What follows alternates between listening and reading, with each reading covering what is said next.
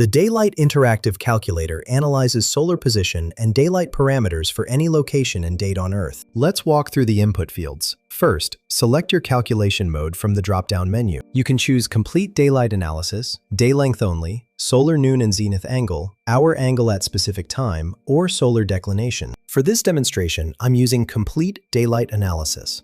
Next, enter your latitude in degrees. Then input your longitude in degrees. Enter the day of year as a number from 1 to 366.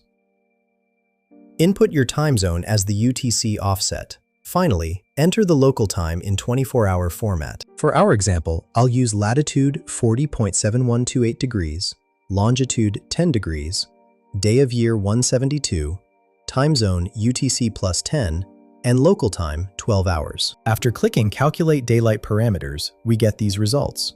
Solar declination is 23.450 degrees. Equation of time is -1.50 minutes. Sunrise occurs at 18:38 local time. Sunset is at 9:33. Solar noon happens at 2:05. Day length is 14.92 hours or 14 hours 55 minutes. The solar noon zenith angle is 17.26 degrees. This tool is essential for solar energy calculations and daylighting analysis. Find the link in the description below.